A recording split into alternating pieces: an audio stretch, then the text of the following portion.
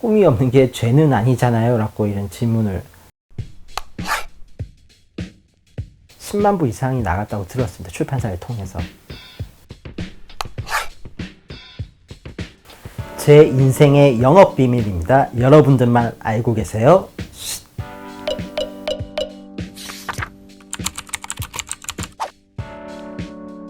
네, 안녕하세요. 저는 회색인간 포함 김동식 소설집 총 10권을 낸 김동식 작가라고 합니다. 반갑습니다. 2017년 첫 소설집 회색인간으로 단숨에 베스트셀러 작가가 된 김동식 작가. 1만 부 이상 팔기도 쉽지 않은 요즘에 10만 부 이상 판매했다는 점도 놀랍지만 그가 전문 작가가 아닌 공장에서 일하던 노동자였다는 점이 세간의 이목을 더욱 집중시켰습니다. 글을 배운 적도 책을 많이 읽은 적도 없던 그가 어떻게 베스트셀러 작가가 됐을까요? 중학교를 중퇴한 김동식 작가는 어려운 가정 형편 탓에 성인이 된 후 곧바로 일터로 가야 했습니다. 대구의 한 PC방에서 3년간 일한 뒤 자신이 부당한 대우를 받고 있다는 사실을 깨달은 그는 서울의 주물 공장으로 일터를 옮겼습니다. 10년 동안 성실하게 일하던 그가 갑자기 소설을 쓴 이유는 무엇일까요? 공장이 정말 좋은 공장이지만 재밌진 않죠. 왜냐면 단순 반복 작업이니까 혼자 벽 보고 아침부터 저녁까지 멍하니 같은 행동을 반복하는 이런 일이니까 너무 지겨워서 계속 혼자서 얘기할 사람이 없으니까 그 망상 많이 하면서 이걸로 버텼었는데 한 9년쯤 일하다 보니까 망상으로도 더 이상 버틸 수가 없이 보통 우리가 번아웃이 왔다고 표현하잖아요.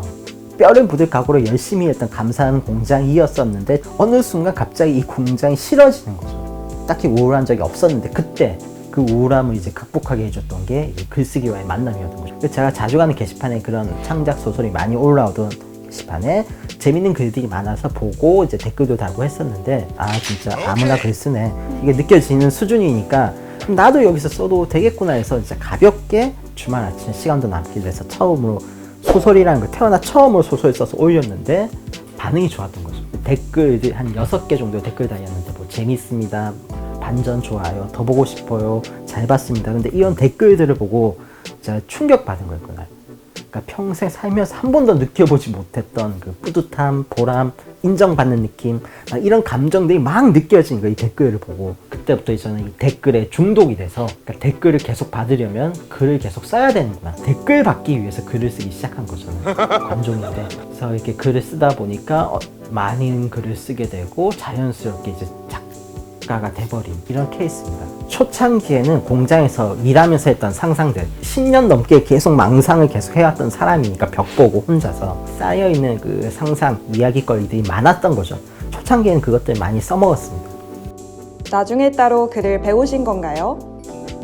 따로 제가 찾아다니면서 글쓰기를 배운 건 아니지만 독자분들이 제 스승님이신 게 글쓰기에 대한 모든 팁을 댓글로 달아주신 거예요. 그래 문제점을 하나씩 다 댓글로 알려주시면은 그걸 보고 저는 배우는 거죠. 솔직히 말씀드리자면 저는 맞춤법도 잘 모르던 진짜 국어도 잘 모르던 수준이었던 사람인데 불과 1년 반 만에 책이 나올 정도로 글에 대한 국어 실력, 글쓰기 실력이 그분들을 가르치는 데 빨리 발전할 수 있었던 좋은 환경에서 집단 지성에 가까운 그 독자분들이 저를 이제 만들어주신 그런 거죠, 사실. 김동식 작가는 1년 반 동안 커뮤니티에 단편소설 300편을 올릴 정도로 글쓰기에 빠져들었습니다.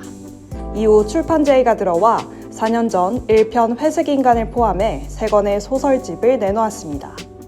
저는 솔직히 망할 줄 알았거든요. 이게 놀라운 게 댓글 달아주시던 분들이 제 책을 다 구매해 주신 거예요. 그러니까 그 인증까지 하시면서 막 구매를 해주시니까 1세를 6,000권 찍었거든요. 6,000권이 4일 만에 다 나간 거예요. 너무 감동적이죠. 감사한 일이고 또 그 2세도 또 금방 나오고 3세 나오고 4세 나오고 지금 회색인간 첫 번째 책의 경우 32세까지 찍었고 10만 부 이상이 나갔다고 들었습니다. 출판사를 통해서. 지금도 3일에 한 편씩 쓰자는 다짐을 지키고 있는 김동식 작가. 이번 달 말 김동식 시리즈의 마지막 편 출간을 앞둔 소감이 어떠신가요? 김동식 소설집 10권 제 이름이 붙은 책이 10권이 나온 거잖아요. 신기해요. 어떻게 제 인생이 이렇게 흘러갈 거라는 생각은 한 번도 못했습니다. 살면서. 이래서 인생이 재밌구나 그런 생각도 합니다. 잘 돼서 그런가? 이건 너무한 거 아니냐고. 국어는 이제 문어라는 제목으로 나오는데 약간 뭐랄까 SF 내용을 중심으로 들어가는 10권은 밸런스 게임이라고 제가 글을 쓸 때 제일 좋아하는 게 딜레마 상황 나는 걸 좋아해요. 약간 선택에 대한 고민되는 지점들이 들어간 단편들이 모여있는 게 이 10권 밸런스 게임이라는 책입니다. 뱅크를 바꾸다 BNK.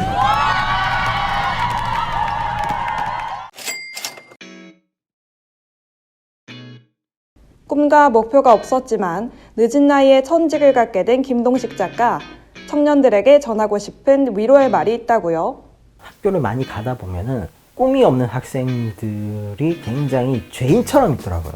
꿈이 없는 학생은 꿈을 얼른 찾아야 되는, 꿈이 없을 수도 있잖아요, 사실.